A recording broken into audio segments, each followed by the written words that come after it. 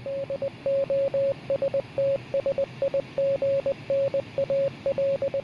Lost Signals looks at This horror films is God. that were the early roles of famous actors. You've been And another Halloween sequel I think Michael is under the influence of an evil rune. with in-depth analysis, Trite, rhetorical, cliched, inane. adult content, Sniff it or he shoots you. adult language, He played pogo on his lawn. and spoilers. My birth cry will be the sound of every phone on this planet ringing in unison. Join us. Hello and happy MOTS-O-Ween 2020. Well, what? My name is Chris Morgan. I am here with Stephen Hermosi, Heyo. Scott Thurlow, And I'm a contradiction.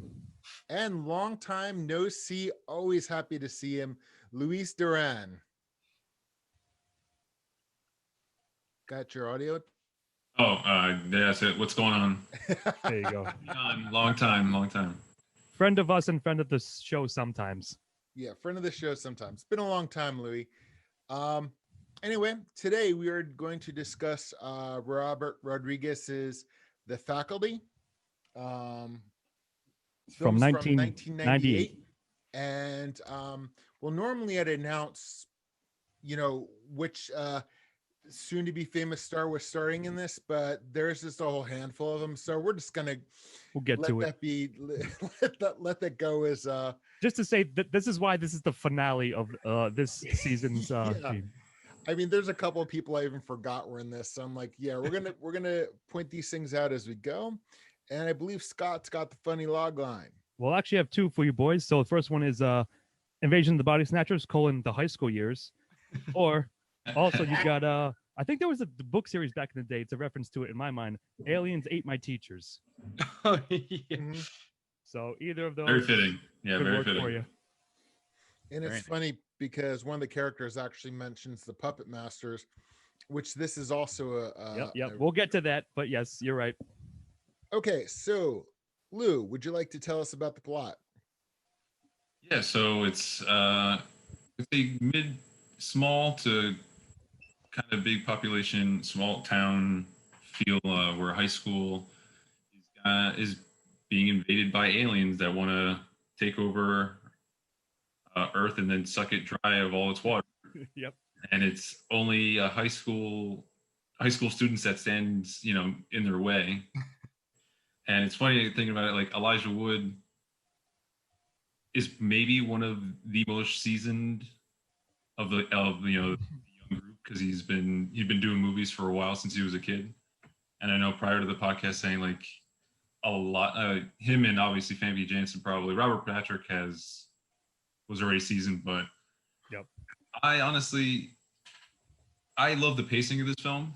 It wasn't too long, and I know you guys said you hadn't seen it in a while, but it's one of those ones that I kind of grew up watching. Whenever it was on TV, I'd always watch it. So I mean, it was pretty cool to see watching with you guys, because I remember all the twists and turns, and honestly, I'm just glad you guys got to check it out. But yeah, the cast is just stacked. Yeah, exactly. So that's one of my favorite things. That when I thought about it, I didn't realize it was Robert Rodriguez, but he has such a great feel for horror genre and making it kind of fun. Yep. One of my personal favorites is Planet Terror. I'm with you on that. Like, yeah, it was. Yeah, for me, the pacing was great. Action was really cool. Yeah, just seeing how life was like in the 90s suburbia, kind of growing up through that. So it had that kind of feel that it was very hometownish, which I really dug. And with it being an alien monster movie, it was grounded. I mean, we were talking about the soundtrack, like it was all, bands that we kind of grew up listening to. Yep. If you're like metal or alternative rock. But yeah, should have thought of this log line earlier, but what was it? The song is "Kids Aren't All Right." Yeah. Parents aren't all right. The town ain't all right. Yeah, the town ain't all right. So for me, I give it I like this. I give it a 3, beginning, middle, and end. I really dug it. I mean, you make a good point. Like, yes, I will say. So this is the last one of this year, so it's gonna like go in order, and it's one of the best ones, if not the best of the horror movies we've chosen for starring early movies with actors who got bigger, and this has got like 4 or 5 of them or more at least. So yeah, you're right, Lou. I agree. It's very well paced. It keeps itself going. It's like it's almost like perfect. I don't want to say like I'm reluctant to give it a 2. Like I might end up giving it credit because yeah, like there's very little, if any, lulls. It just keeps itself going. It builds up, introduces the premise, boom, hits it. The kids like figure it out pretty quickly. They sort of pair off into like, 2 of them are doing this, doing that, investigating it, like figuring out, fighting the aliens. Aliens show up, like reveal themselves, etc. And yeah, like it all kind of works for me. Like, and yeah, in this might go to style, but you mentioned like they obviously reference, or dialogue even, they reference earlier things like it. Like I said, Body Snatchers itself is name checked and so forth. So yeah, man, like I was gonna like give it a 2, but I don't see like why I should take away credit, because I think the script is pretty damn solid and just unfolds in a nice, a nice manner. And yeah, I might give it a 3. So yeah, I think that this does have a well-structured plot and like a very kind of good pacing to it. I completely agree with that. There's not a lot that I can take away from it on this question. Just starting off at a fairly, intense pace and just like building from there pretty strongly for most of the movie. I think I am going to certainly take off points in later questions for certain things, but as far as the plot goes, I think I might give this a 3. It's definitely the best plotted movie of the Halloween movies that we've watched this year. Yep, of 2020. This is the last one that we're doing. And I assume it's going to be better than Halloween, which we're doing. Halloween 6, which we're doing shortly. Yeah, that'll come out early last night. Day after this. But yeah, again, within the theme that we've chosen this year, like it's damn solid, like even beyond that. This movie has nothing to worry about with regard to winning that race. I think I'm gonna stick with a 3 on this. I have my problems with this movie, but none of them are in the plot and the pacing and the plot structure. So I'm gonna give it a 3, softer 3, because it's not like the best plot I've ever seen in the world, but like it holds to its premise and it does pretty good by it. So I'm gonna give it a 3. Yep, well said. I'm actually gonna give this a very strong 2, because there are nitpicks on it. But the one thing I was going to dock for, because I do actually have Kevin Williamson wrote this, and he did Dawson's Scream and Felicity. Oh yeah, he's got a certain style of glib that I'm not a fan of, and I was going to take away from something later, but I think I'll give the point later and deduct a point now. So I'm going to stick with the 2. Right. All right. So it's Scott. Did you say a 3? Yeah, I'm going to go officially with a 3. Yep. Okay. Chris.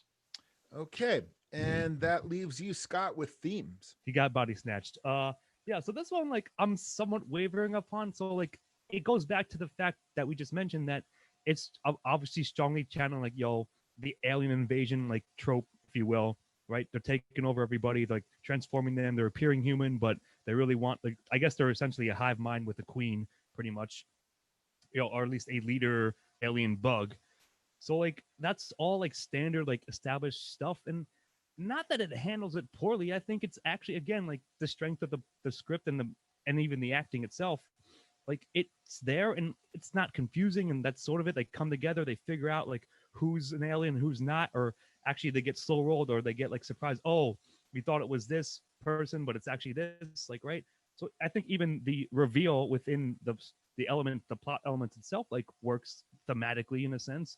So I'm not really sure. Like, yeah, you're right, Chris. Like there might be like some nitpicks, or like you can poke like a few small bumps in the plot, but not like, I wouldn't say you can poke holes into it. So like, I don't know. I mean, maybe I'm leaning towards the one, but I'm open to being convinced. So, with that, what do you guys think? Louis? Yeah, this one I feel is a little bit kind of a little empty. I mean, the thing about it's not trying to reinvent the genre, but it is That might be it. self-referential because it knows where it's pulling from, like the sources and everything, and some of them have been done more successfully than this one. Yeah. I'd say like I couldn't really find much substance in themes.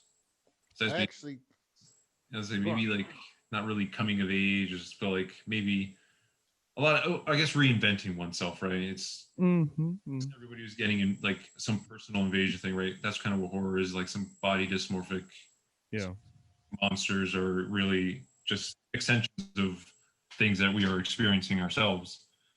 And I'd say with that, that's the only thing I could really cling to, that there's, personal change that you see, but like, that's very, now that you mentioned it, I forgot it was mentioned before that the writer was Dawson's, like one of the Dawson's Creek, and it shines that way then.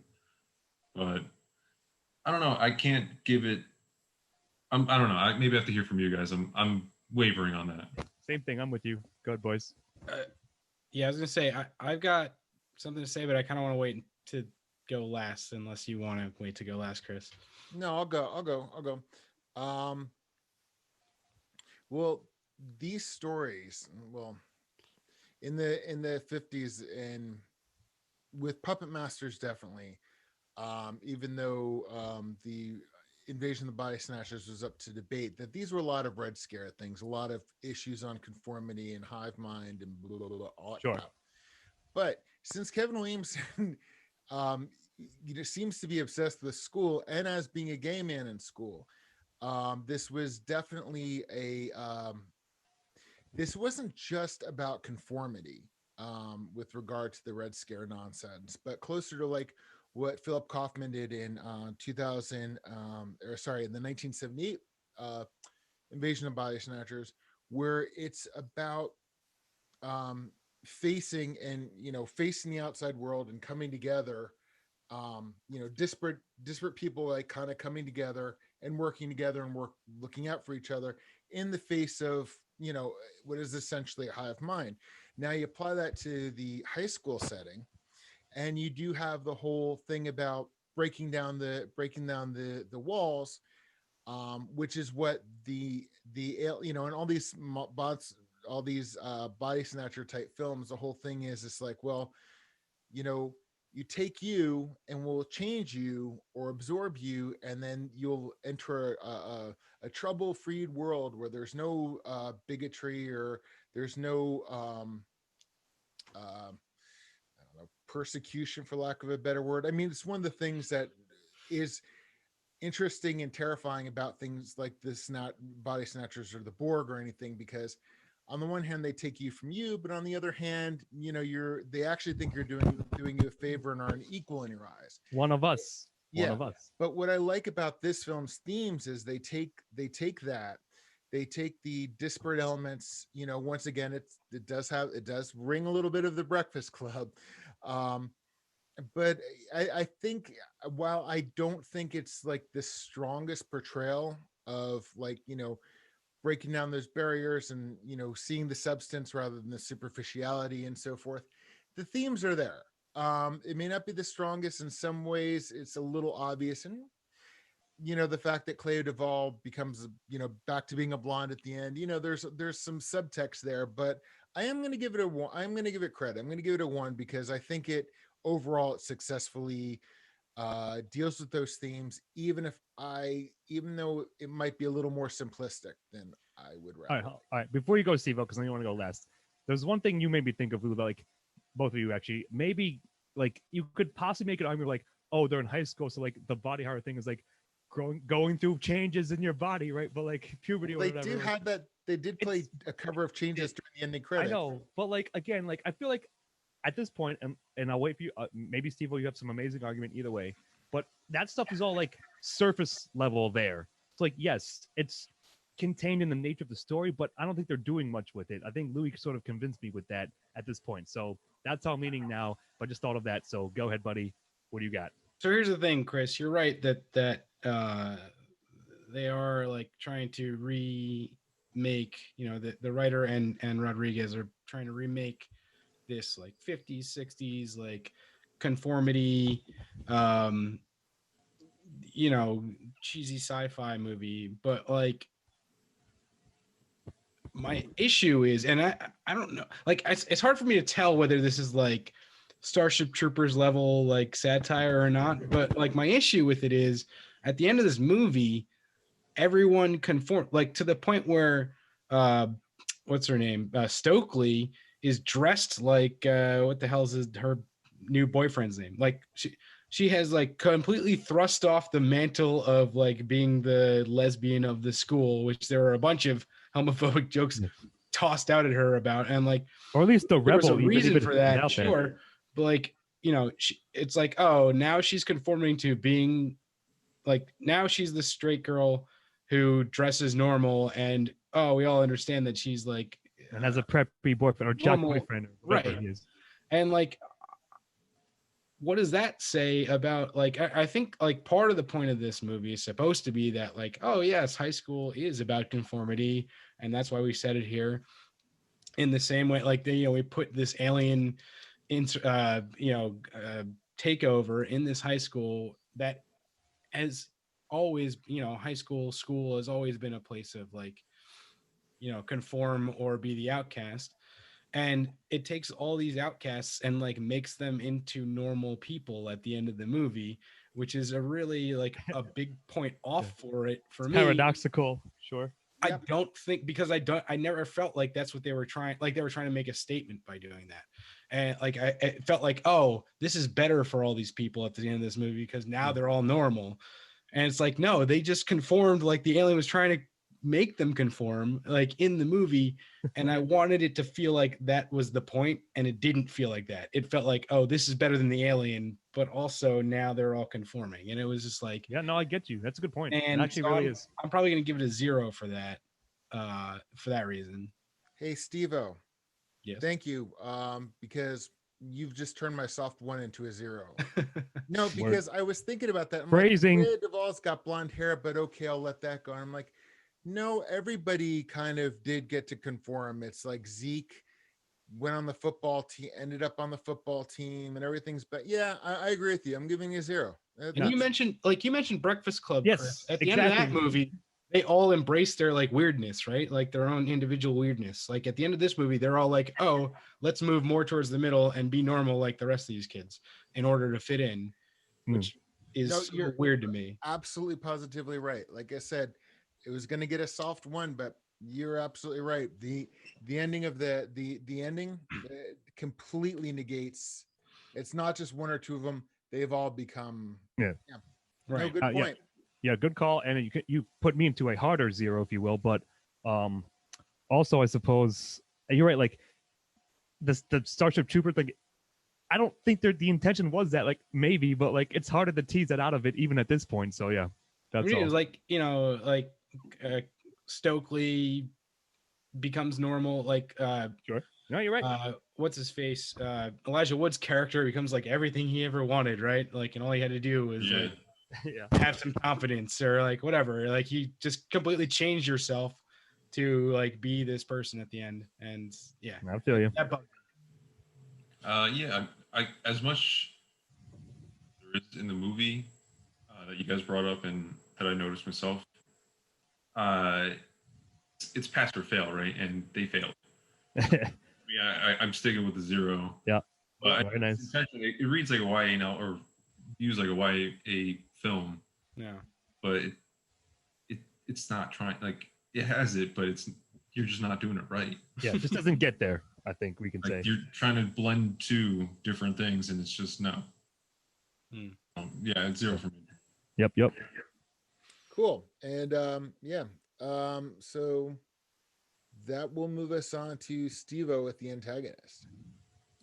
So this is an interesting one too. Pod people, pod aliens. Yeah, I mean it's clearly like the specter of whatever is, like, they don't know at first whatever's going on in the school, and then you find out that it's this alien thing, and then you don't find out until the very end that it's one of the main cast, which was fairly obvious, I guess, pretty early on, but like you could have like it's like if it's like 50-50, right, Steve? Like yeah, they could have been a red herring for Yeah. sure, but like when you first start watching this, you're like, there's something weird about this chick. And so like regardless, I think that the idea of having a like unknowable villain is better than like having something solid to fight, which they do at the end. And not that the depiction of the actual alien at the end wasn't really cool, because it was, especially for 1998 or whatever. Sure. But I liked it better when it was just this like, we don't know how to fight it, and it's kind of like an unknowable horror from beyond. And so I like the antagonist of this. I think I'm gonna give it a 1, but I want to hear what you guys have to say before I fully decide. I'll try to back you up. So not much to add, but maybe just a couple different angles. So yes, it goes back to the Red Scare stuff. So I feel like at the very least, the characters themselves were antagonized by this. Now they were made some smart moves and figured it out what's happening, but they still were challenged to fight this enemy because it was both like nebulous and also like personal to them, right? So like you said, like the paranoia about whether or not one of their small little cadre even is one, right? Even if they figured out like how to combat it with the drug that reveals what it is. And like even when like it is revealed, like the big monster lizard alien thing at the end and all that, like they're still trying to fight it. So I'm saying they felt the pressure. And even if I took points away from themes, it's like a thematic villain too, because it all like sort of rides into it. You know what I mean? If that makes sense, like it's everywhere, both literally and in your own mind. So I think that is very effective. So I think I'm leaning towards a 1. Cool. Yeah, for me, I loved it, so I'm give it 1 confidently, just because they kept the mystery, and I love the twists, and even like in certain situations, certain scenes in the movie, you're always just like, all right, it's either good or you're bad. You've either turned or you haven't, and it's eerie, and they do it in a, like some of the shots, like when they're standing out in the football field, I thought it was really cool. Yeah. But I know I got supporting, so I'll add to what I have to say about the cast too. But I think to me it was solid, and I love it. Like not until the very end, say maybe last 15 minutes, they don't reveal the queen, the hive, like the hive mind. Yeah. And Steve, 98, it could have been much, much worse. Mm-hmm. That's pretty good job doing that. Yeah, word. Yeah, I'm going to give antagonist a 1. All right. Okay. 1's all about. 1's all about. And that leaves me with protagonist. And I'm going to say there's 2 in this film. Considering the size of this cast, I think they could definitely get away with 2. I'm definitely going to say it's going to be Josh Hartnett. Nope. I was gonna say it's gonna be Stokely and Elijah Wood. His character, which I am trying to look up. The hell's his name? Casey. So I'm gonna say it's Stokely and Casey because they're the 2 main stories you're following. And if you look at the ending, the last two characters that they focus on that actually are Stokely and Casey. Hold on. Scott, watch touching the bottom of your mic. Maybe, sorry. Yeah, try to hold it steady. Sorry. So I'm gonna say I'm definitely gonna say the 2 of them because they were the ones who worked together to figure it out, and they kind of convinced each other in that scene. So I'm gonna go with both of them. I mean, you can argue that there's a 3rd protagonist in Josh Hartnett, but I'm actually gonna say he's more reactive than active, and I'm gonna say that it is Clea Duvall and Elijah Wood who are the most proactive protagonists. So I'm gonna give them a 1. I mean, that's fine. I was going to basically lump them all together, or like most of them anyway. So them plus Josh Hartnett plus Zeke or whoever, whatever. I don't think he got as famous later, but and also Delilah, her like basically the 4 or 5 of them that like early on within the first like half an hour or so of the film like are set up and then come together to figure out like anyone who's in Jon Stewart's classroom when he puts the fucking thing, the thing they found, the little miniature alien that dried out and then starts resuscitating in the aquarium. All those people, those characters, I count like it's almost like Goonies. Like they're all there and they all play their part. Now, yes, Chris, like some of them are focused on a bit more, like maybe fleshed out like slightly more than others. But I think in the most part, like it's all them working together for the big, for the like act 2 for the most part, like a big chunk of the film. So I think like in my mind, they all deserve credit. Like, and yeah, we can split hairs and be like this and that, but I'm going to give it a 1 regardless. But to me, I'm basically putting them all into protagonists, which is going to make secondary a bit more interesting for me. But either way, that's how I view it. And it's getting a 1. I love that nobody's mentioned Stan yet at all, who was the other guy. And I'm sure nobody remembered his name, but now I remember. Yeah. Nah. But, it's interesting. Like I see it as the same way as you, Chris, because like the 2 of them were the only 2 that didn't, were the last 2 to get actually that's not true. It was Zeke and Casey were the last 2 uninfected, right? No. Well, Zeke never even got close to it. Stokely got infected, and then had he not killed him, Casey would have been infected. Right, that's what I mean. Zeke and Casey are the last 2 uninfected.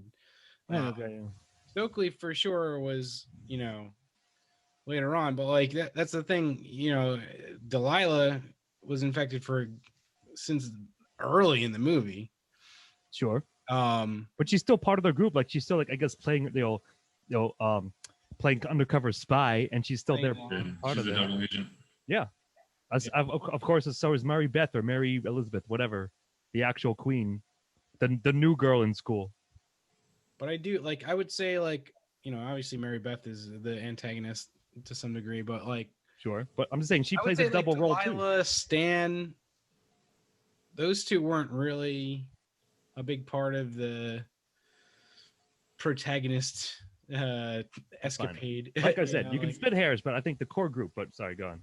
Yeah, I don't know. It's tough to say. Either way, I thought that Elijah Wood and Clay Duvall did pretty good jobs, and Josh Hartnett was just like the Gary Stu of the group, like kind of good at everything from get go. But he played his part, and he was the heartthrob they needed for this movie. So I thought the protagonists were fine. They weren't bad. Enough for a soft 1, I think. But we'll see what Lou has to say. Yeah, I mean, you guys have said a lot of what I was going to say. Elijah Wood and Delilah, I was leaning on, but honestly, yeah, like it's kind of an ensemble cast, and all of them are protagonists until we find out that 2 of them have, one of them is the queen, and the other was infected, or was turned. It's taken over. Yeah. So it's once you get to that, it was too far along in the movie that they've all felt kind of like protagonists. Stan was probably the only one that really didn't have much substance. He was very vanilla. But it's funny that thinking that Hartnett's character might not be, and he's like at front and center behind for the poster behind. Yeah, but of course it's because he sells. He was like he's a pretty boy. Yeah, it sells. It's a high school movie, so that's what they need in a high school movie. Exactly.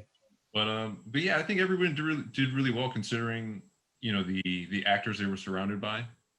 I didn't feel like any of them were poor, like had poor performances, and so for me it's a 1.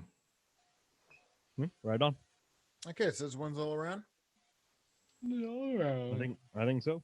Okay, and Louis, it is to you with supporting characters. So when I was into this, I thought about it and I was going to give it a 0. But now thinking about how big the cast is, not all of them are in the spotlight. But you see, like, Usher is in this. Selma Hayek really is. She turns and then immediately, like, kind of disappears into, or I think they take her out. I don't quite remember now. But like the couple fighting, which they had to give him credit. Yeah. Really find too many other I would think they're support, because this movie's kind of streamed like it's all right, these people, like, there's an invasion happening. So it's either you're gonna be, you know, taken in or killed, or you're gonna be uninfected or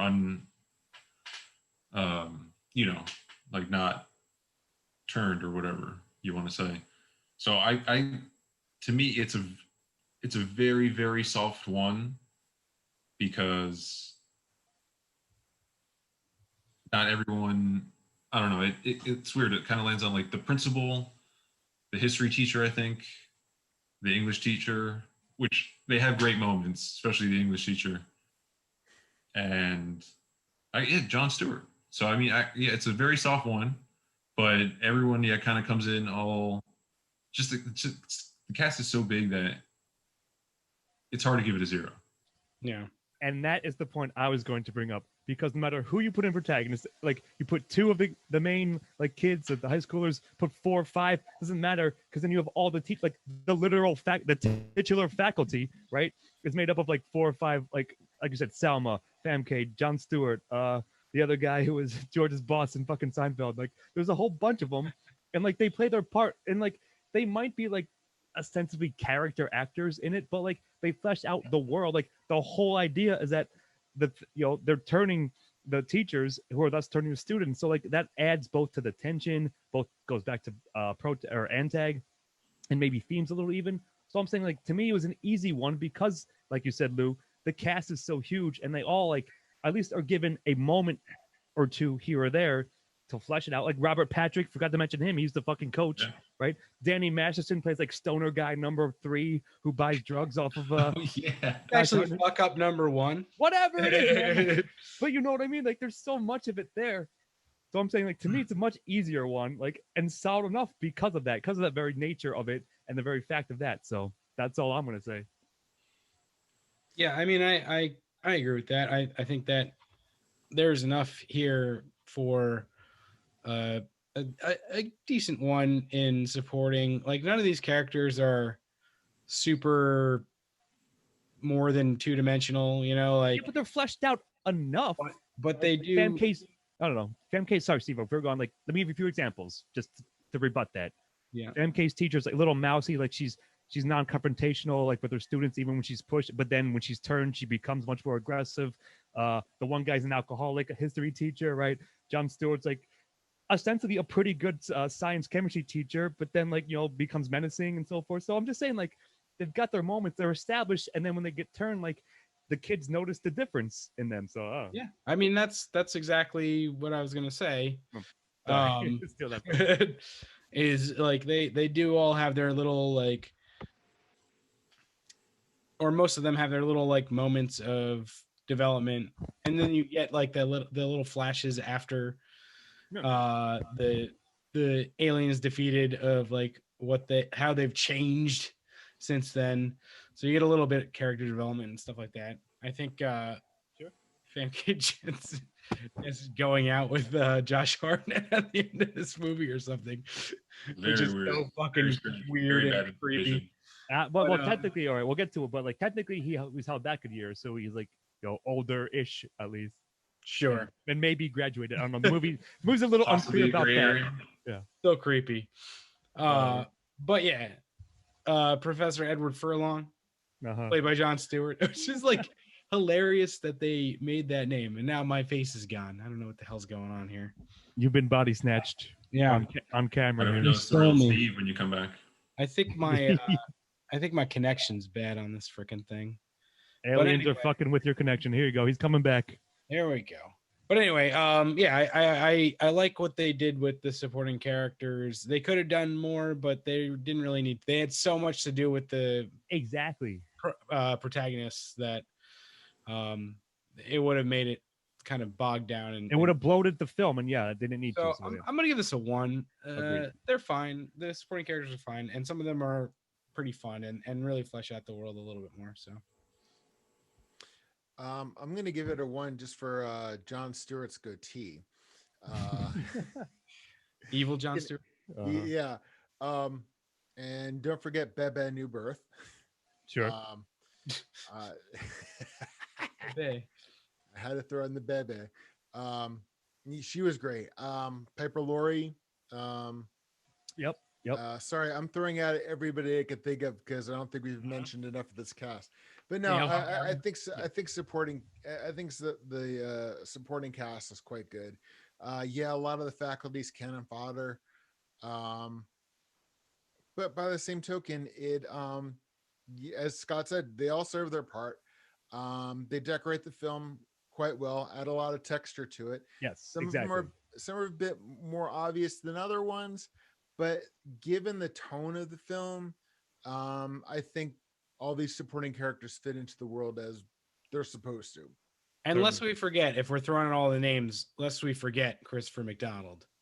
Oh yes, how could we forget Christopher McDonald? Just throw him in the mix too, of the top of the 10, 15 other fucking people in this movie who are recognizable at least. Sure. But yeah, all right. So that's 1s all around for that. Think so? Yeah. Okay, and to Scott, it is with you. Is to you with dialogue. So I specifically requested this question for this review because at least me and Lou and Steve-O, who watched the movie together the other night, were talking about like it might be the most interesting one because maybe it goes back to the fact that the writer was the writer on like Dawson's Creek and other high school shit. Like some of it can be good, some of it was like, all right, nice line, like the callbacks. Since it's on me, either the callbacks or the explicit references to the puppet masters, to Asian body snatchers, and then maybe this bleeds a little bit in the style, but like if you're watching, you can see Louis' background to things like The Thing, like again, other movies and sci-fi things of this nature. But then other times there'll be like these real like cringy, like you wince at like what fucking line, like or just doesn't make any sense either. Like when they say something like, what the fuck was that? Like it doesn't, like this interaction did not have a good flow to it. Like it just didn't work. So like it's kind of up and down in a sense, like, but maybe in my mind it's like 60-70% like solid, like good enough, like works, and then 20-30% like that was a weird line, like that was a weird exchange, but at least it doesn't really eclipse like the actual decent stuff. But I could see it being like enough to like it could be a 50-50 split in your guys' estimation. So that's my opening salvo. So go ahead. I was gonna say this is a Kevin Williamson script, which means there's gonna be a lot of pop culture referential stuff in it, which I'm not at all a fan of. I tried to watch that MTV Scream show. 10 minutes in, he wrote that, and I was like 10 minutes in, I'm like, I can't stand this crap anymore. Okay. However, in this film, they kept the referential stuff focused. It actually pertained to the plot and wasn't just showing like, oh, for the most part, here's horror trivia. Oh, here's this trivia. Oh, here's how much I love Steven Spielberg. Here's all of his films. No, actually, you had Elijah Wood and Clea Duvall, using her knowledge of science fiction to be like, well, this is how it happens. Sure. So the referential stuff actually has a point in this. Right. It's not there just for the sake of it. So True. I'm going to say, I agree with you. The rest of it, Scott, it's about 50-50, but I'm going to give him credit on this one because this is like this is one of the few times we're looking at referential dialogue that actually has a point. So maybe I'm damning it with faint praise or praising it with faint damning. But sure. That's how that I'm gonna give it a saying soft goes. one. I'm giving it a soft one. All right. What do you guys think, Lou, Steve-O? For me, I guess I'm very nostalgic to this movie, but when I watching it the other night, I felt the cringiness, but it kind of goes along with maybe Kevin Williamson's style of writing would make this shine a little bit more, because there's nothing I can't stand more is when people write teens or kids in a way that they would never talk. Hello, fellow teens, totally radical, right? Like, which is Dawson's Creek, which is exactly Dawson's Creek. But like in this film, I don't think it's trying to avoid it, and I would credit, I wouldn't be surprised Robert Rodriguez gearing it towards a certain way too. Yeah. With Clea Duvall's character, but there was some dialogue, but for me it felt in place for high school. There was a lot of cringy things that we've all said, and a lot of it was during our teen years, and it's 1988, so everything's kind of it's that 90s kind of weird culture, edginess, whatever. Yeah, some of these people wearing cargo pants and and like Tommy Hilfiger bagginess, like everything's just whatever you can buy in bulk. You can tell that that'll go into style, but it went into the dialogue too. So the self-referential stuff and just the pop culture, it just felt right. It fit for me. So I give it a 1. So this is interesting for me. I'm probably gonna give this a 0, to be honest, but especially already having heard everybody's arguments, nothing's really super swayed me to go to the other side, although good points all, and I agree with you, but I think that the cringiness for me was a little bit more than I want in a movie. And personal tolerance. And you know what? I am going to, I don't know if this is what happened in this movie, but I assume that Robert Rodriguez tamped down the cringiness of Williamson's dialogue, and I could totally see that without question, and like kept it relevant to the movie and cut out the stuff that was like not relevant. And you could tell, and sometimes you just can't do that, like in a scene, right? So there are scenes where it's like, what the fuck are you guys talking about? Or like, why are you just why is this scene of dialogue exist? There were a couple of times where I just didn't know what was going on. And then there were those moments where I was like, oh God, it was a lot of the like romantic moments, which there were probably too many of also. Like everybody's paired off in this close.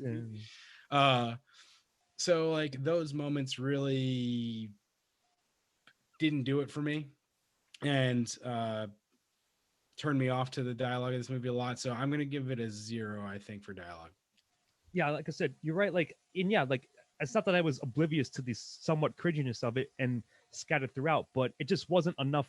It isn't enough for me to outweigh, but it is enough for you, and I can totally see that because I can see it being pretty close. So, by the way, Steve-O, if I hadn't given you guys made some good points about plot, but this is where I was going to throw a lot of my. I knew the moment you said it when on plot that dialogue was what we were going to give the point to. Oh, did I say that? No, but he inferred it. You said you were going to take it away from my later thing, and I knew exactly what you're talking about. Yeah. Okay, cool. So, all right. So everybody gets a 1 except for Steve-O, who gives it a 0, and that moves that Steve-O to you with style. So the style is like 90s cool, and I am it's so 90s it hurts, man. Nostalgic for it, and like it's almost impossible for me to give this a 0, right? It's Robert Rodriguez doing it like a 90s high school cool movie at the time when I was in high school and went to go see this in the theaters. Like sure. It's everything that I wanted from a movie at that moment. And yeah, I mean, it still holds up. I think the look of it still holds up, and that's a credit to Rodriguez. He has always been good at doing stuff like that. As you can see, if you're watching this, Lou's background is a send up of The Thing, but like, but with its own flair to it. Yeah, with its own flair, with its own Rodriguez flair, and like a lot of that happens throughout this movie. Is like there's these like visual references to older stuff but updated, and there's a lot of really cool stuff. Like the final alien looks like elder goddish, like HP Lovecraftish or something like that, and looks better than The Gate. Yeah, well, that's true, but The Gate had a much smaller, kind of similar too. Hey, sure. give the Gate a little credit. They had like a $80,000 budget or something. Sure. But yeah, this movie was cool, right? That's what everybody loved about it. And like at some points, I almost hold that against it, like making certain things look cool that are not the best parts of 90s culture. There's a lot of like uh bullshit dialogue that was like, kind of just shitty to certain characters. And then there's the like change yourself thing that we talked about in themes. But overall, I really like this style of this movie, and I'm going to hold off on the one thing that I usually talk about because I know you have something to say about it, Scott. So I'm going to give it a 1. No, I mean, I just mentioned it, but I mostly agree with you. Yeah, it's fucking Rodriguez. So, like, even though it's maybe an earlier film, he'd already done Dusk Till Dawn. He'd done a couple of things before this. El And Mariachi. Yeah, exactly. Right. So, like, he was already established even back at that point. So it's weird for me because I did not see this movie in high school. Like, you guys say you have like a nostalgia factor for it, but it's almost as if I had because of the style. Like, yeah, it's weird. Like, I saw it many years later. This is probably like the third time I've seen this film throughout my life, and the first time was like maybe in college, like late college, mid college. So like I was a little bit beyond like perhaps the target audience, but given all that, the cinematography, the shots look fine. It's invoking the feel and the style, as we said, of those the creeping like body snatcher like stuff, like tropes and so forth, and all the elements that go along with that. And yeah, it's the thing that did make me nostalgic was the motherfucking soundtrack, because it features a lot of 90s alt rock, like I think Louis mentioned, like metal-ish bands, like stuff throughout, like even covers. Like there's this, I don't even know what cover it is, but it's Another Brick in the Wall at some point. Like, and yeah, that's a perfect song choice for this movie with like sort of like a Nine Inch Nails ish like flair to it. Like maybe it was them, I don't know, but it's certainly not Floyd. But I'm just saying the the soundtrack choices were really well done throughout. And yeah, the style holds up. Even like the big fight in the pool or the bleachers, whatever, at the end with like when the final like form of the monster queen is revealed, like even that shit holds up better than than a lot of other things from the era. So I'm gonna give it possibly second or third like highest credit on this question, and definitely give it a 1. Louis? Yeah, I give it a solid 1. I mean, I actually watched The Thing after seeing this movie, and I was one of my two favorite scenes is this one that I have in the background, and also when they're doing the drug to see who is actually or not.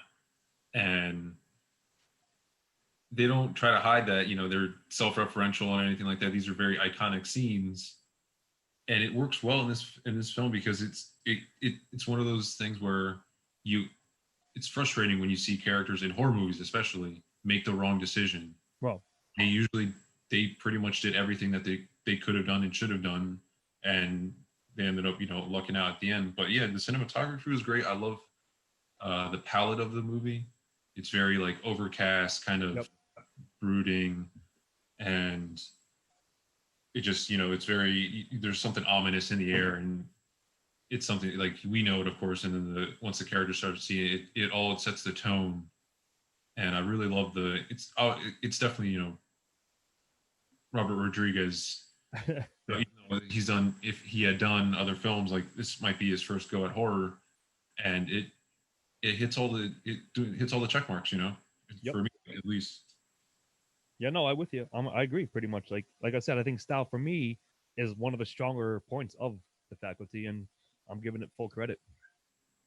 The thing I like about the references to The Thing in Invasion of the Body Snatchers, because there's one scene in the shower with the woman. There was one shot that looked very similar to something in the 1978 Body Snatchers. There's no winking at the audience of this. That's what I love about it. Mm-hmm. I mean, so many times you see this kind of stuff and they do winks and it's all referential, and it's it could have been trite, but it wasn't. I think you're saying. Yeah. And I think he delivers everything in a really good balance. I mean, it's not, it's not The Thing, and it's not the 78 version of the Body Snatchers, but it's really enjoyable. And especially at the time it came out, I remember, I haven't seen this since it came out. And around the time we had Scream and Disturbing Behavior, and I Know What You Did Last Summer, and it was this high school stuff. So by the time this came out, I was kind of saturated with that, and I'm like, So like when I started watching this today, I'm like, that's a really good movie. You know, I mean, yeah, it's got plot-driven rain, which I which I loved. Whatever. And no, they delve. Rodriguez delves everything out in good proportion. I think somebody said it before. If this were in any other director's hands, this would not probably have been successful as it was. It would have fallen much flatter. And I'm also going to say that to me, honestly, it see the picture behind Steve. While we're still on style, I wanted to put this up. Yeah. And one thing I do, thank you for putting that up, Steve. It reminded me of something. One shot that I thought was especially cool was when Mary Beth, after she's been outed as the queen, she's walking and you see her human form, but behind her, the shadows are all the tentacles. I'm like, this is a great fucking shot. That's like literally the only shot that I had basically kept in my mind for the last 20 years. But I really quite enjoyed this film. I thought the style was very strong, and to the original score, props to Marco Beltrami. And yeah, I'm definitely giving it a 1. This is probably, I agree with Scott, one of the stronger ones and one of the easier ones to deliver. Cool. Yep. One's all around. Yep. Yes, sir. And that brings me with recommend. And to be quite honest with you, at this point yesterday, I was going to say no. But I hate only because I hadn't seen it in 20 years. And watching it now, Beth, when I was watching it, Beth came out towards the end. She's like, "Oh my God, can we rewatch this?" I'm like, "Sure." So we put it. So I had a double dosing of it, and it's a really fun movie. It's great. As I said, doesn't wink at the camera. The referential stuff actually has a point. Yeah, I'm gonna be. It's getting a very strong recommend. I thoroughly enjoyed the hell out of this movie. Yeah, I completely agree. I think I'm going to give it a strong recommend. It's just, I mean, especially if you're our age, in your 30s right now, like this is like a dose of the 90s, but like the better parts of the cool edgy 90s, not the good kind, not the douchier parts of the cool edgy 90s, right? Like yeah. It's a fun movie to watch. Like I said earlier, I've already mentioned I have a couple problems with it, but for the most part it's just enjoyable, and I'm gonna give it a recommend. Yeah, so Lou, I'll let you go last since it's your pick, but yes, I'm gonna recommend it, and it was a fine pick, and in fact, like, we're giving it pretty high scores, it seems, so far, and yeah, it still holds up. It's still enjoyable. Like, I find myself Mystery Science theatering it like less than almost any other, again, of the movies that we've done. And just beyond that, like, it holds up. It's more than competently put together, and it's worth a watch. So yeah. Yes, I just looked at Rotten Tomatoes, which I obviously don't. I always take it with a grain of salt. It's at a 52. I mean, it's a strong recommend for me because it's a film that I enjoyed, and I'm glad you guys did too. But I say it's fun. It's just, it doesn't try to be anything. Doesn't take itself too seriously. I love one thing I forgot to mention was just a little bit of the humor. Where, like, I don't know if you guys watched past the end credits where they had everybody's character and the actor, and it had Jon Stewart with an eye patch. Yes. Which is hilarious. It's a nice random touch. His hand was bandaged and he was holding something and dropped it. Yeah. It's just it's just such a great way. Like, it's just Robert Rodriguez just having just fun. Like, you can tell, like, this was something that I bet everybody was on board with. And yeah, like, the 90s stuff is great because it's such a weird,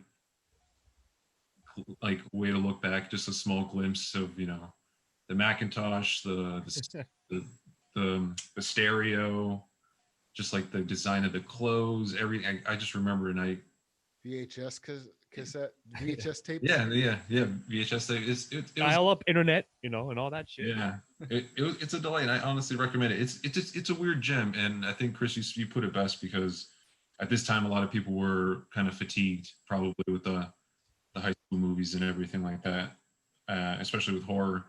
So, but this one, I think, had it come out sooner, it might have seen more success, because I just saw it too. It didn't make too much in the box office.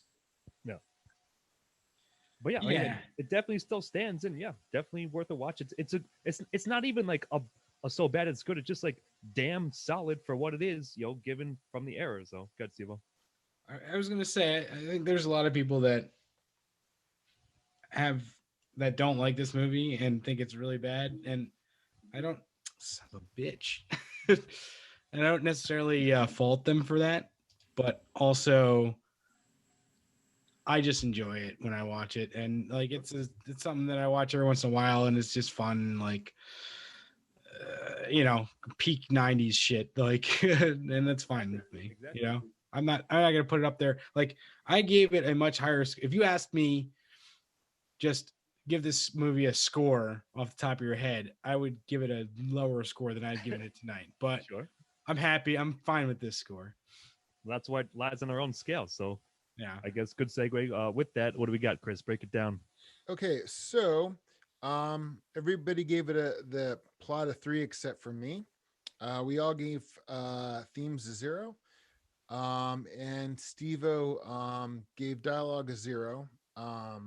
So that leaves us with Lou and Scott. You gave it the highest scores with a 9. Right on. Steve-O and I each gave it an 8, which gives us an aggregate score of 8.5. Yep. And yeah, I mean, like, yeah, it's damn solid. Like you said, like, again, like you just said, Steve-O, like maybe I would give it like a 7.5 or something, like arbitrarily off of our mod scale, but it like we all just talked out, it's damn strong, holds up, is more worth it than most, especially for this year. So yeah, check it out. Yeah, especially with this year's crop, I think. Yeah, check it out if you haven't seen it and it's been a while. Like, you might be pleasantly surprised at how well it holds up. So To be quite honest with you, I think this holds up better than Scream. sure. I actually honestly do. Well, we can discuss that later, but perhaps another time. Yeah. But all right, does anybody have anything to add? Louis, this was your pick, so I'm really glad you guys had a good time with it.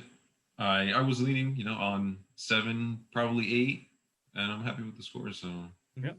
Nothing else to add though. Yep, excellent pick for the penultimate on this year. Yep. Okay, well, if nobody has anything else to add, my name is Chris Morgan. I have been here with Luis Duran. Have a good night, everybody. Scott Thurlow. I'm gonna go body snatch myself. And Stephen Hermosi. I'm gonna go body snatch myself. Job for aliens. Good night, everybody. Peace. Happy Halloween. Editing and engineering by Christopher Morgan. Music by Christopher Morgan.